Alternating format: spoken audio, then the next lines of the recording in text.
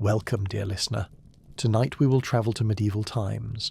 Let the deep, familiar exhaustion of the body pull you down. Could you swing a hammer? Could you forge iron? Could you do it every day? We are travelling back, far back, to a life defined by heat, solitude, and the relentless hypnotic rhythm of a hammer. Tonight, you're not merely listening. You're the maker. You're the heart of the village, the centre of its fire. You're the medieval blacksmith. If this cozy story helps you drift off, please subscribe, tap like, and leave a gentle comment. Your support keeps the journey continues. The world is still asleep, but your day begins now. The cold, aggressive dampness of the pre-dawn air is the first thing to invade your heavy sleep. It seeps into your small dirt-floored cottage, a chilling reminder that the sun is hours away. You're not well rested. No blacksmith ever is. Your sleep is a heavy, dreamless thing, a brief, silent truce that the body demands, but one that is constantly disturbed by the throbbing ache in your forearm and the constant dull stiffness in your lower back.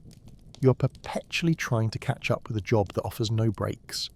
This constant weariness is the silent internal badge of the blacksmith. You pull on your thick leather apron, the one that smells of smoke, burnt oil, and 1,000 years of hot iron. The apron is your armour, your only defence against the tiny vicious sparks that constantly seek to burn you. The leather is stiff, cold, and smells of your entire history. You step outside and the air bites at your face, but you barely notice. You are a creature of heat and smoke, and the cold is merely the membrane you must cross to return to your true element. You are the first soul awake in the village. As you walk the short, muddy path to your forge, a low, sturdy shed built away from the houses for obvious reasons, your footsteps are the only sound. The silence of the sleeping village is immense, a heavy blanket of unconsciousness. You are the quiet breaker of the village's peace. You are walking towards the fire, towards the sound, towards the inevitability of your labour. You open the heavy planked door of the workshop. It groans, a sound of heavy resignation. The air inside is cold and dense, heavy with the metallic ghost of yesterday's smoke. The true moment of awakening is not your own, but that of the forge. Your first true labour is the awakening of this ancient beast. You kneel, feeling the damp, hard-packed earth of the floor beneath your knees.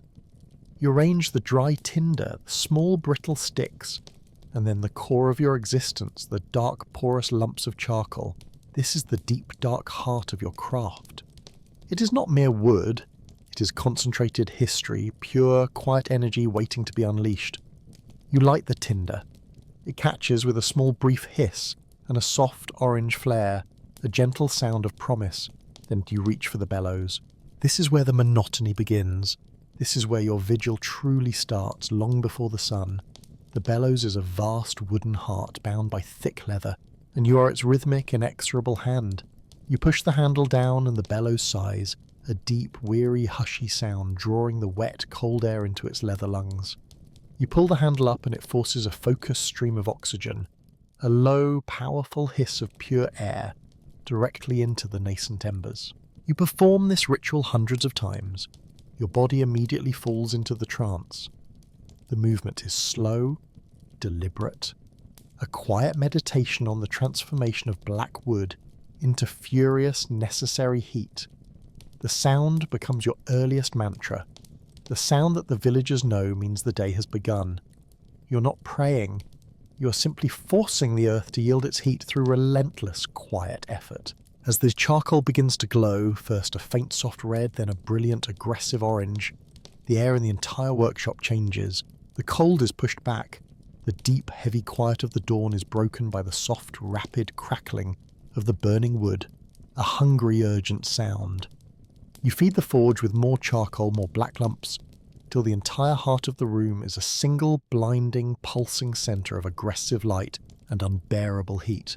You pause, your hands resting on the bellows, watching the flames. Your relationship with the fire is not one of friendship, but of profound respect. It is the force that defines your life, the master that demands total, uncompromising attention. You are a slave to its needs. You know that if your rhythm falters, the fire will cool, the iron will not reach temperature, and the entire day will be lost. You are a human battery, constantly replenishing the energy of a vital sleeping force. You watch the fire's colour. This is the first silent language you speak. The deep cherry red is merely a promise. The bright, sharp yellow-white is a danger. The perfect working temperature is a clear, even orange yellow, a colour you know by a glance, a colour you can feel radiating in the deepest parts of your soul. Your eyes, strained by smoke and fine work, are the ultimate arbiters of temperature. They must be perfect silent judges, because a mistake in colour means a break, a fracture, a ruined day of work. The constant low-grade exhaustion is your fate. You are never truly rested because the moment you close your eyes, the body begins the slow, painful process of repair from the day before. The micro-tears in the muscles, the ache in the shoulder from the constant lifting, the strain in the eyes from judging the heat. Your quiet is the constant low-frequency hum of a body that is perpetually trying to catch up with a job that offers no breaks. This perpetual weariness is not a sign of weakness. It is the silent internal badge of the blacksmith. You place the first piece of dark, stubborn iron into the coal. It is a piece of black history, cold and utterly resistant. As the intense heat immediately begins to attack its surface, you return to the bellows, maintaining the rhythmic hush, hiss. You are the silent, inexorable force that compels the cold iron to become pliable. You are the master of the long, slow wait. Let the rhythmic push and pull of the bellows settle your own breathing now. Let the deep, low growl of the newly awakened fire calm your heart. You are anchored to the purpose of a simple, necessary heat. You're simply watching. You're simply stoking. You're simply being there. The roar of the forge is now steady, a deep, constant challenge to the morning silence. The iron you placed inside has begun its slow internal transformation, but your attention shifts from the fire's chaos to the quiet, unmoving figure at the centre of your world, the anvil. The anvil is not a tool, it is a monument. It is the solid, unyielding altar of your trade, and you are its perpetual rhythmic priest. You approach it now, and you feel the raw, heavy presence of its iron mass. It is a piece of the earth itself, rooted deep into the wooden block or stone foundation beneath your floor. It is the ultimate constant, the single silent witness to every success, every failure, and every moment of your profound working solitude. You gently run your fingertips across its surface. It is cold, utterly cold, despite the fire roaring just feet away. Its face, the working surface, is worn smooth, bearing the subtle, almost invisible indentations of 10,000 hammer blows. This smoothness is a form of silent history, a memory of all the steel that has been shaped here. You know that no matter how hard you strike, the anvil will never yield, never move, never complain. It is the silent, perfect receiver of all your effort. Now, the moment of truth. The metal inside the forge has achieved the perfect working colour, a clear, incandescent yellow-orange.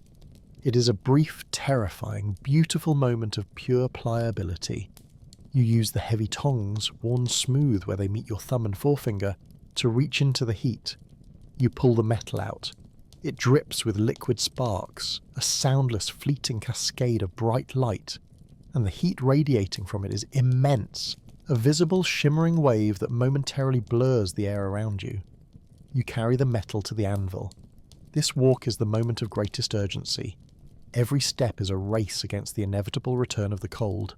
The precious, perfect moment of workability is measured only in seconds. You place the glowing iron upon the anvil's face.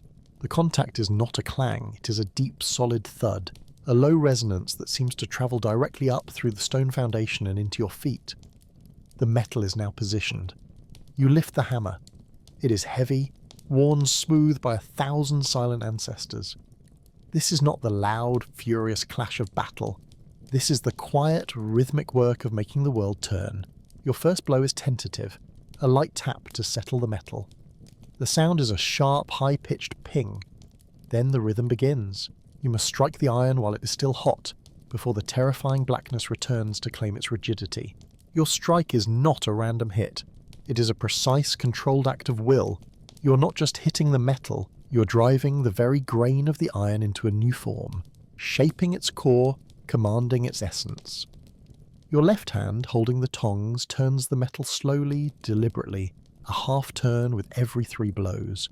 Your right arm, the one with the constant dull ache, lifts and drops the hammer in a rhythmic, unmoving cycle.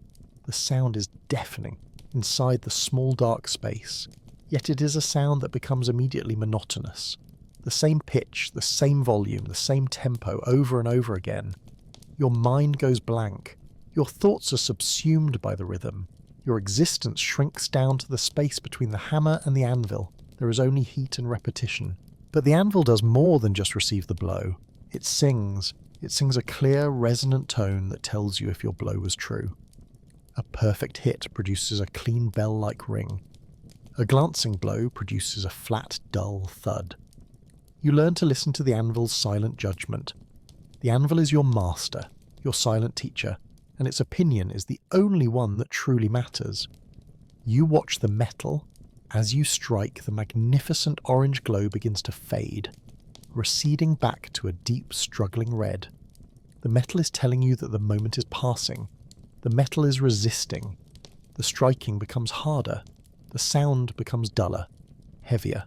And when the iron fades to a colour that your eye deems too cool, too resistant, you stop. The silence that follows the striking is a profound, ringing shock to the ears. Your ears, battered by the sustained noise, feel a sudden hollow vacuum. You have only moments to appreciate the heavy quiet before you must return the iron to the forge, return to the bellows, and begin the rhythmic wait all over again. The anvil remains cold and silent. It holds the memory of the heat, the echo of the hammer, and the profound, silent knowledge that in just moments, the whole cycle will begin again. Let the cold, unyielding silence of the anvil settle your own mind. Allow its vast, unmoving stability to anchor your thoughts. There is a deep, quiet comfort in the knowledge that some things simply endure, waiting for the rhythmic work to begin again. The cycle is now established. The bellows sigh, the iron glows, the tongs carry the heat, and you stand at the anvil, committed to the most profound quiet of all, the rhythm. The noise of your hammer is immense. It assaults the small, contained space of your workshop, a sound that is both deafening and utterly familiar. But listen closer. The true nature of the striking is not chaos. It is an absolute, predictable monotony. It is the same weight, falling from the same height, hitting the same spot on the anvil with the same measured tempo. Your thoughts, which may have been frantic outside the shop, the debt owed to the miller, the roof that needs patching, the illness of a neighbour's child, are utterly subsumed by this rhythm. They cannot survive the constant, steady, overwhelming barrage of sound. The striking is a form of deep, forced meditation. Your brain is essentially overloaded by the sonic consistency, and it surrenders. Your existence shrinks down to the space between the hammer and the anvil. There is only heat and repetition. You realise that in this moment, you are not merely a man, you are a machine. Your body is a human metronome, a slave to the rhythmic need of the iron. Your right arm lifts the hammer, powered by 1,000 generations of muscle memory. It no longer feels the pain, it merely feels the motion. The pain is still there, a dull ache in the shoulder and forearm, but it has become a constant backdrop, like the distant, unnoticeable sound of the ocean. You begin to measure your life, not in hours, but in strikes. How many strikes to forge a single ploughshare? Perhaps 300. How many strikes in a week? Too many to count. Time itself stops being measured by the sun outside and starts being measured by the moment the metal fades from red back to black. The only true markers are the return to the forge and the return to the anvil. The clock of the blacksmith is the rhythmic, repetitive sound of his own hammer, and the hammer itself is a conductor. You're not only shaping the iron, you are listening to the change in the sound. The sound of the first few blows on the hot, pliable metal is sharp and clear. A high, pure ring. As the metal cools and stiffens, the sound deepens, becoming duller, heavier. A thunk that signals the end of the work cycle. This is the conversation you have with the iron. The metal tells you its temperature by the tone of its scream, and you must listen with the silence of a scholar. You can tell by the subtle shift in the vibration that travels up the handle into your hand if the metal is about to crack or if the weld is about to fail. This is the quiet wisdom of the craft, the knowledge that lies not in books or words, but in the resonant frequency of a piece of cooling iron. The longer the striking goes on, the deeper the monotony sets in. You find yourself drifting not into sleep, but into a conscious, profound blankness. You are looking at the metal, but you are not seeing the metal. You're only performing the action. Your mind has retreated to a deep, still pool of quiet, sheltered from the sonic assault of your own labour. You're alone, utterly alone, surrounded by the greatest noise in the village, yet living in the deepest solitude. This forced, heavy isolation is your safety. You cannot be distracted by gossip, by politics, or by the small, petty dramas of the village. The hammer demands everything, and in demanding everything, it frees you from the need to care about anything else. The rhythm is your focus, your world, your entire simplified existence. The villagers themselves rarely come inside. They stop at the doorway, their hands nervously clutching their worn coins or their broken tools. They are intimidated by the noise, the heat, and the sheer focused concentration it demands. For them, the workshop is a place of magic and noise. For you, it is a place of heavy rhythmic peace. The rhythm is your shield, the repetition is your comfort, the monotony is your truth. Let the constant, unwavering clang of the hammer settle your own restless thoughts. Allow the predictable, steady rhythm to hypnotize your mind. There is a deep, quiet comfort in a task that requires everything you have, leaving no energy for worry. The rhythmic hammer is now quieted, having forced the stubborn iron into submission. You return the piece to the fire for its final necessary heat, and you wait. The great exhausting rhythm is momentarily suspended, and you use this small pocket of silence to truly observe the nature of your work. Your trade is often romanticized, the crafting of great gleaming swords for mighty lords, or the forging of massive ornate gates for cathedrals. But you know the quiet, unromantic truth. Your life is built on necessity, not grandeur. Your work is not about glory, it is about survival. You reach for the raw iron you will transform next. It is not the high-quality, rare steel reserved for a knight's blade. Number. Most of your work is humble, silent, and essential. You focus on the items that make the village turn, the simple tools that allow life to continue its slow, predictable rhythm. You lift a simple, rough piece of bar stock. You're forging a ploughshare. Imagine the profound importance of this single item. This simple curved piece of metal, driven by the strong shoulder of a draft animal, is the difference between a village that eats and a village that starves. There are no shouts of victory for the ploughshare, no songs of praise, only the deep, silent relief of the farmer who knows his ground will be broken. Your hammer blows when crafting this piece are not strokes of battle, but strokes of sustenance. You return to the anvil, and the rhythm begins anew, a steady, careful beat forcing the metal to curve perfectly to maintain its edge and to hold its form against the rough earth. The second piece of work is the horseshoe. The horseshoe is a masterpiece of quiet, everyday engineering. It is not a weapon, but a preventative measure, a simple shield against the constant wear of the road. You must shape the metal not just to be strong, but to conform perfectly to the unique, subtle curve of a horse's hoof. This work requires immense patience and extreme precision. You watch the heat, you listen to the tone, you measure the curve against the worn wooden template, a pattern handed down from your father. The whole process is a quiet conversation with the horse, a silent promise of protection. You are not the doctor, but you keep the beast of burden healthy. You are not the soldier, but you ensure the farmer can feed the soldier. Your power is indirect, quiet, and absolutely fundamental. The ultimate test of your skill is the forging of nails and hooks, the tiniest pieces of your trade. Imagine the absolute soul-numbing monotony of forging 1,000 small nails. Each one requires heat, a careful draw of the metal to a point, and a precise hammer blow to create a perfect flat head. The striking is faster now, a rapid, repetitive tap-tap-tap that is almost lost in the great noise of the forge. It is the purest form of disciplined boredom. You must maintain focus, because a single bad nail could cause a barn door to fail or a wheel to collapse. The sheer volume and low value of the work means there is no room for error or distraction. The customers who come to your shop are usually silent. They stand outside the intense light and heat of your workspace, awkwardly clutching their broken tools. They are intimidated by the power of the fire, the volume of the hammer, and the sheer focus you embody. They rarely speak, offering only the broken piece and a few whispered coins. You accept the piece, offer a quick, sharp nod, and return to the rhythm. The transaction is a silent one, a gesture of absolute mutual necessity. They need your fire to survive. You need their coins to feed your fire. There is a deep, profound sense of quiet pride in this humble work.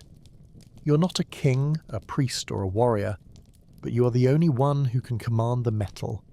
The objects you create are not meant to last forever, but to serve a purpose for a season, for a lifetime. You look at the glowing, curved metal on your anvil, a piece of a new hoe, and you feel the quiet satisfaction of shaping the resistance of the earth itself. You're making the world a little bit easier, a little more sustainable, one rhythmic, carefully calculated hammer blow at a time. The work is hard, the rewards are small, but the necessity is eternal.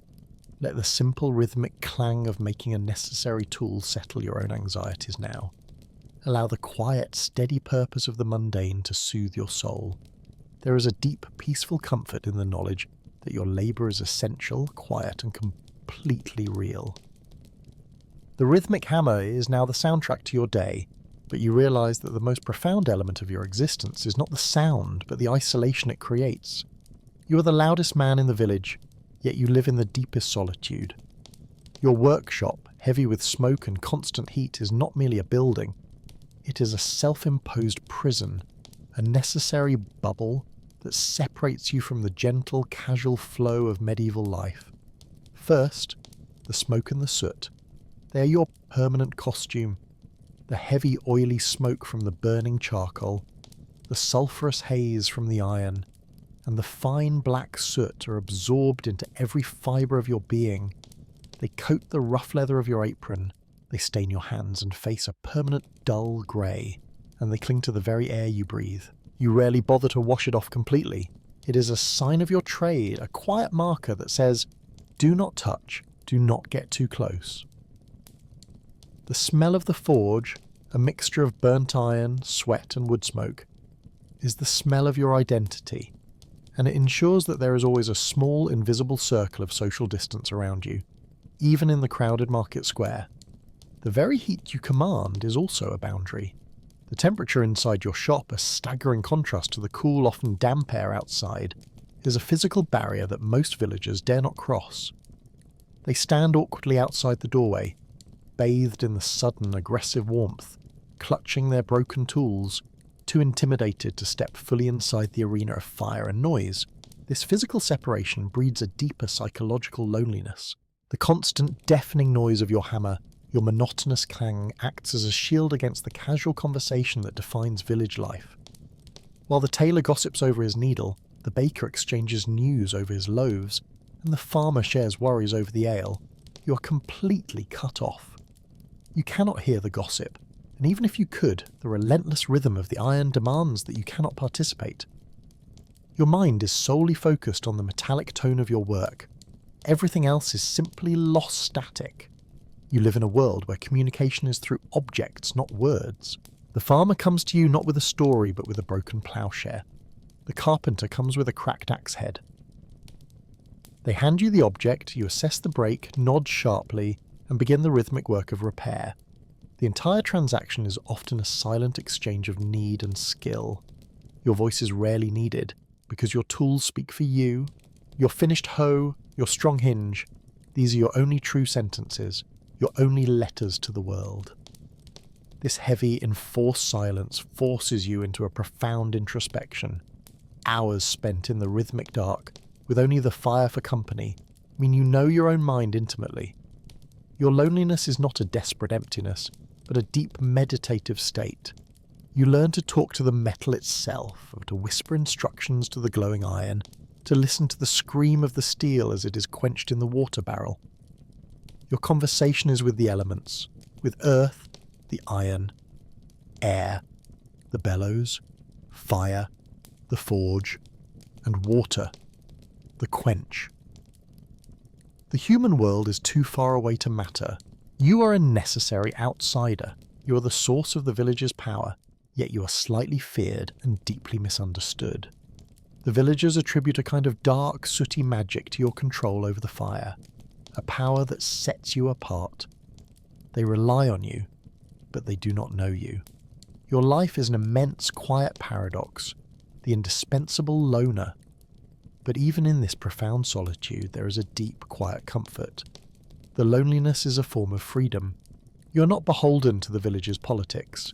You're not forced to endure the idle chatter or the petty feuds. Your loyalty is to the simple, unmoving truth of the metal. You're anchored by the rhythm of your work, a steady, honest sound that cuts through all the noise of the outside world. Let the low, isolated drone of the forge now settle your own busy thoughts. Allow the profound, self-contained quiet of the workshop to envelop you. There is a deep, peaceful comfort in the knowledge that your world is simple, defined only by the hammer, the anvil, and the endless honest heat. The relentless rhythm of the hammer has ceased for a moment. You stand, breathing heavily, your arms heavy and trembling from the sustained effort of the forging cycle. The piece of iron in your tongs, perhaps a simple, sturdy hinge for a barn door, is now perfectly shaped. It glows a deep, dying red, a beautiful colour of profound heat and extreme pliability. But it is not yet complete. It is still soft, still yielding, still a slave to the fire. The final, most dramatic, and perhaps the most satisfying step remains, the quench. This step is the moment you enforce your final, unchallengeable will upon the metal. It is the moment the chaos of the forge is transformed into the rigid, permanent order of steel. It is a moment of profound, cold silence before a sudden, spectacular explosion of sound and steam. You walk with slow, deliberate steps toward the quenching barrel. It is a dark, rough-hewn barrel, always situated in the coolest, shadiest corner of the shop. The water inside is black, still, and smells of old iron and cold, murky depths. It is the fourth great element of your trade, and it is the quiet, final judge of your work. You hold the hot metal above the dark water. You pause. This pause is the moment of greatest risk. If you drop the metal, or if you hold it at the wrong angle, the entire day's labour is ruined. You must commit to the finality of the process. You plunge the glowing red-hot iron into the still black water. The result is instantaneous and violent. It is a sound of shock, pain, and ultimate surrender. The water immediately vaporizes around the metal, erupting in a vast, hissing cloud of white, heavy steam that momentarily envelops you and the entire far corner of the shop. The steam is a curtain of silence, a brief, profound moment where the world disappears, and all that exists is the terrible, beautiful sound of the metal's transformation. The smell is intense, a sharp, metallic, sulphurous odour of superheated iron reacting violently with cold water. It is the smell of finality. The water boils furiously for a moment, then almost as quickly the great sound subsides. The steam thins and retreats back into the cold air. The silence that follows is a deep, profound shock to the ears. It is the silence that follows a sudden storm, the stillness of a newly balanced world. You use the tongs to retrieve the metal. It is no longer glowing red. It is dark, dull, and cold to the touch of the tongs. But more importantly, it is no longer soft. It is hard, it is rigid. It has taken the permanent form you forced upon it with your rhythmic hammer blows. You tap it gently on the anvil. It makes a clean, resonant clink, not the dull thud of the soft iron. You have won. But the process is not over. The metal is now too hard, too brittle. It has become a master, prone to snapping under stress. The final step is tempering, the quiet act of forgiveness. You return the piece to the forge, but this time you place it in the cooler outer edge of the coals. You're not heating it to working temperature. You're only heating it gently, slowly, watching for the subtle, mesmerizing change in the surface color of the metal. You're looking for a faint straw, yellow, or a light blue hue to slowly crawl across the surface. This change is barely perceptible, a silent internal process that can only be judged by the most patient, focused eye. This final wait is the quietest of all. It is a long, contemplative vigil, watching the colours creep across the metal like slow, silent paint. It is the moment you reconcile the extreme heat of the forge with the extreme cold of the water. You are teaching the metal to be both strong and forgiving, hard and pliable. You pull the piece out when the colour is perfect, a uniform, subtle blue. You let it cool on the anvil block, allowing the ambient air to complete the final silent transformation. You have created order from chaos. You have created strength from fire. You have created an object that will endure the silent, heavy work of the medieval world. Your final reward is the deep, peaceful comfort of a completed task. Let the sharp, clean hiss of the quench soothe your own mind now. Allow the immediate, profound silence that follows the great noise to settle your thoughts. There is a deep, quiet comfort in knowing that a difficult, necessary process has reached its absolute, perfect end. The heat of the day has peaked and is now in its slow, deliberate decline. The sun outside your small window is casting long, tired shadows across the packed earth floor of the workshop. Your work is not finished, but the frantic, urgent pace of the morning has long faded into a heavy rhythmic calm. This is the slow fade of the blacksmith's day. You stand at the anvil no longer with the aggressive, driving rhythm of the morning, but with a slower, more deliberate beat. You are now finishing simple repairs, sharpening the edges of tools brought in by villagers who waited patiently all day. Your hammer falls with a heavy, steady thud, a sound that is more of a final punctuation than a driving force. But the true shift is internal. You are now acutely aware of your body's profound weariness. The dull ache that was the background noise of the morning has now risen to the foreground. Your arms are heavy, not just from the weight of the hammer, but from the cumulative effect of thousands of lifts and drops. You feel the deep, low tremor in your shoulders, a tremor that you know will continue to pulse long after you are asleep. Your legs, having held you at the anvil for 12 continuous hours, feel heavy, rooted to the earth, slow to move. Your face is stiff from the heat and the constant soot. Your eyes, strained by hours of watching the subtle colour changes in the fire, feel dry and gritty. Even the deafening hammer blows of the morning are now a dull, continuous ringing in your ears, a ghost sound that will remain with you until the next dawn. This profound, all-encompassing fatigue is the blacksmith's peace. It is the knowledge that you have given everything you had to the day, and now the body has no energy left for worry, for anxiety, or for fear. The exhaustion is a deep physical certainty that brings an immense, heavy calm. You begin the final rituals of closing. This is a sequence of events as sacred and rhythmic as the morning's bellows, but performed in reverse. You carefully put away the tongs, the chisels, and the various hammers, each to its specific, familiar resting place. Each tool makes a soft, final clink as it meets the iron rack, a quiet sound of conclusion. You reach for the bellows one last time, not to stoke the fire, but to cool it. You send a slow, steady stream of air into the final, deep red embers, allowing them to burn down completely, deliberately removing the oxygen that sustained them all day. The fire gives one last, long, quiet sigh, and the intense heat in the centre of the room begins its slow, massive retreat. The silence that follows the death of the fire is immense. It is a warm, enveloping stillness that is heavy with the scent of spent charcoal and burnt iron. The light inside the shop is now completely dependent on the weak, failing light of the external dusk. You stand there, cloaked in the vast silence of your achievement. The items you made, the horseshoe, the hinge, the basket of newly forged nails, lie on the bench, cold, dark, and utterly finished. They are a physical manifestation of your rhythmic peace, and they will endure the night. Your silence is now complete. You have nothing left to say. You have nothing left to prove. Your body is a vessel of pure, heavy fatigue. The only thing that matters now is the slow, deliberate journey back to your cot, and the profound, absolute rest that is waiting for you. Let the deep, weary ache in your muscles now settle your own busy mind. Allow the profound, heavy relief of an exhausted body to wash over you. There is a deep, quiet comfort in the knowledge that your labour is complete, and the long, dreamless sleep is your earned reward. The work is done. The final sigh of the cooling forge has faded into the vast external silence of the night. You stand at the closed doorway of your workshop, and the immense, comforting darkness of the village's rest settles over you.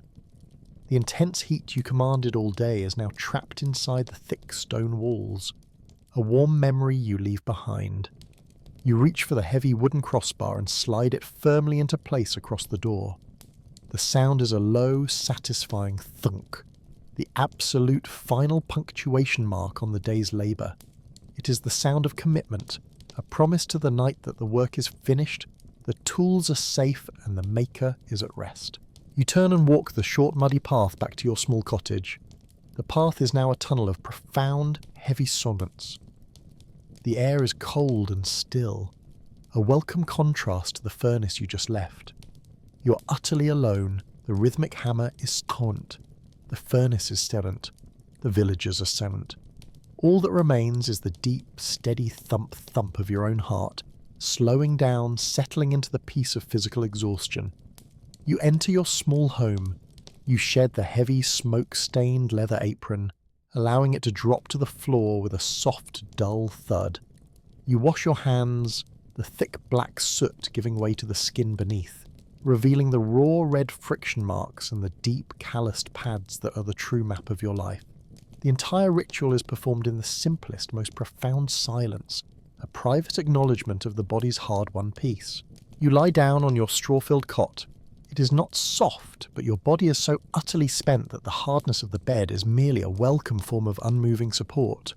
You pull the rough wool blanket up to your chin. The pain remains, but it is no longer the sharp, insistent pain of a wound. It is the deep, dull, pervasive ache of achievement. Your muscles tremble faintly, not from cold, but from the memory of the hammer's rhythm. That memory is the last thing you will lose before sleep. This is the blacksmith's true reward, the dreamless sleep. You're too tired to dream. Your mind is too clean, too thoroughly soured by the constant rhythmic noise of the hammer to entertain the chaos of the subconscious. You sink into a sleep that is less a period of rest and more an absolute, temporary cessation of being. It is a profound, heavy, quiet oblivion that begins the moment your head touches the straw. You are no longer the maker. You are no longer the sentinel. You are simply heavy, unmoving matter, a piece of iron that has been hammered into a temporary state of peace. You are anchored by the complete absence of noise and thought. But even in this absolute silence, there is a quiet, distant whisper that permeates your rest. It is the knowledge of the next dawn. The heavy silence is not permanent. It is merely a break. The iron will be cold, the charcoal will be black, and the bellows will be waiting. The world, when it wakes, will once again require your hammer, your heat, and your profound, singular focus. The hammer will call and you will answer, but not yet. Let the deep, quiet rhythm of the sleeping village settle your own mind now. Allow the heavy, immovable certainty of a body completely spent to wash over you.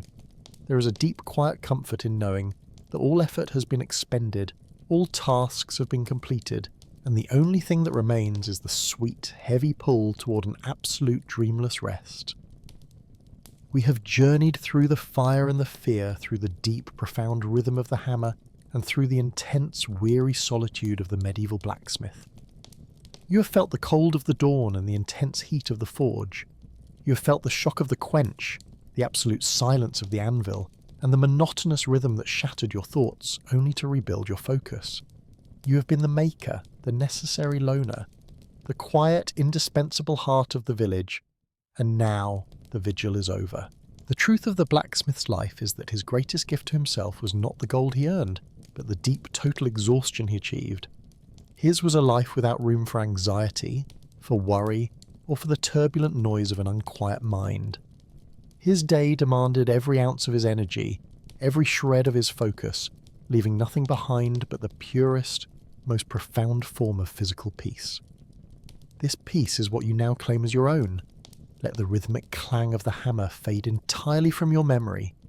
Let the sharp, metallic smell of the quench recede from your senses. All that remains is the heavy, absolute certainty of a body that has worked hard, done its honest, necessary labour, and is now, finally, permitted to stop. Allow your breathing to synchronise with the slow, deep rhythm of the cold black earth beneath the medieval town. You're anchored by the silence of the finished work. You're shielded by the knowledge that the hammer is resting, the fire is out, and the simple, quiet demands of tomorrow are still hours away. There is nothing left to hold on to, there is nothing left to plan, there is nothing left to do. You are safe here, heavy and warm, sinking into the deep, dreamless oblivion of the blacksmith's sleep. And so, our journey for tonight comes to a quiet close. The story lingers, like the last glow of candlelight, as you drift further into rest. If these gentle wanderings bring you peace, I invite you to like and subscribe so that whenever you wish, you may return and we can travel together once more. For now, dear listener, may your dreams be kind and your night be restful. Until next time.